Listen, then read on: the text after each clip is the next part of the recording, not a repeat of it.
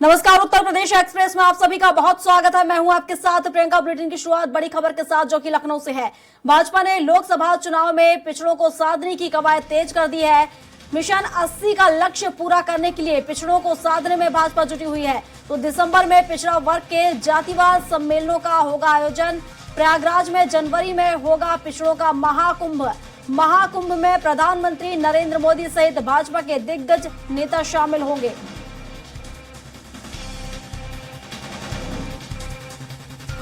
तो ये आपको बता रहे हैं खबर, जहां पिछड़ों को साधने में अब भाजपा जुटी हुई है। आपको बता दें कि महाकुंभ का आयोजन किया जाएगा। पिछड़ों का महाकुंभ होगा, तो जनवरी में होगा पिछड़ों का महाकुंभ। प्रयागराज में जनवरी में महाकुंभ किया जाएगा। प्रधानमंत्री नरेंद्र मोदी भी इसमें शामिल होंगे। इसके साथ ही कई दिग्गज मैदान में यहां पर होंगे।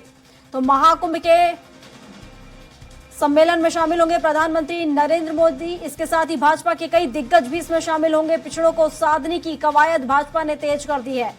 तो पिछड़ों का महाकुंभ का आयोजन किया जाएगा। प्रधानमंत्री नरेंद्र मोदी समेत कई दिग्गज इसमें शामिल होंगे। तो दिसंबर में पिछड़ा वर्ग के जातिवार सम्मेलनों का आयोजन होगा।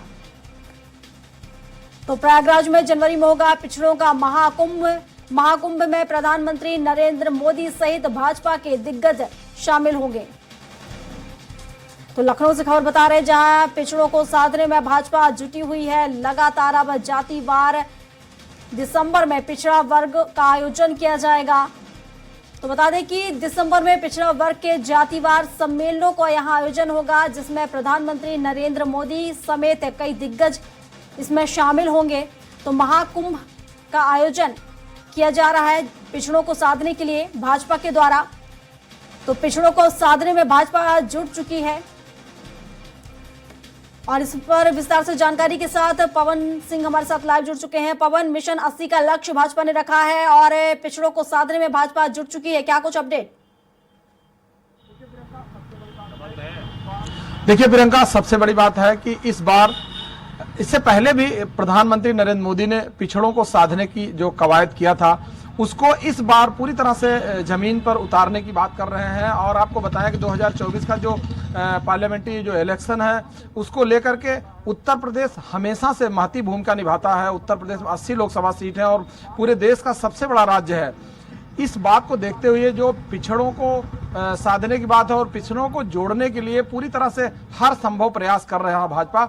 इसी मामले में भाजपा प्रयागराज में जनवरी में एक बड़ा महाकुंभ कर रहा है, जिसमें पिछड़ों को लेकर के पिछड़ों के सभी दिग्गज नेता वहां पे आएंगे और उसमें प्रधानमंत्री नरेंद्र मोदी भी उसमें शामिल होंगे। और प्रदेश के जितने भी पिछड़े नेता हैं और कुछ ऐसे नेता हैं जिनको जोड़ा जाएगा और उनको पूरी तरह से सम्मानित किया जाएगा। ऐसा माना जा रहा है कि पिछड़ों को जोड़कर पिछड़ों को अपने साथ वोटर और सपोर्टर पूरी तरह से व्यवस्थित करने के बाद पूरी भाजपा 2024 में अपना लक्ष्य हासिल करने में सक्षम होगी।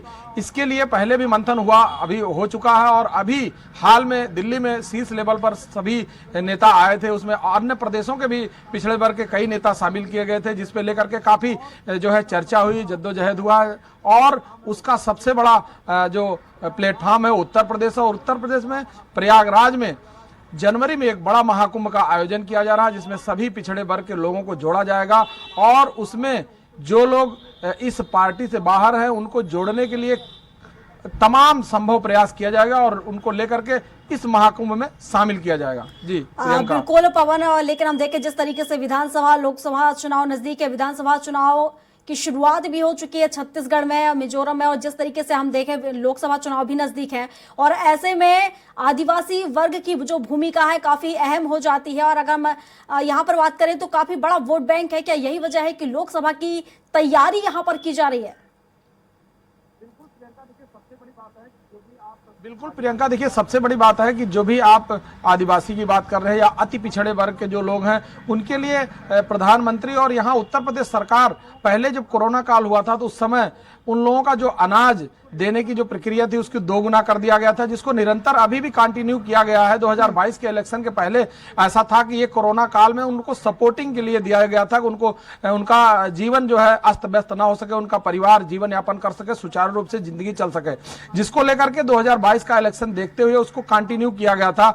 उसी कड़ी में इस बार अभी 2024 का इलेक्शन है, उस जो भी अनाज दिया जा रहा था उन गरीबों को, आज भी उसको कंटिन्यू किया गया, उस अनाज को 2 गुना करके दिया जा रहा है। लगातार ऐसा माना जाता है कि जो भी अति पिछड़े वर्ग के लोग हैं या जो अंतिम पायदान का व्यक्ति है, उसको कहीं न कहीं से भारतीय जनता पार्टी उसको लाभ पहुंचाना चाहती है, जिससे कि वो कहीं से इस सरकार से, भारतीय जनता पार्टी से जुड़ा रहे और टूटे ना।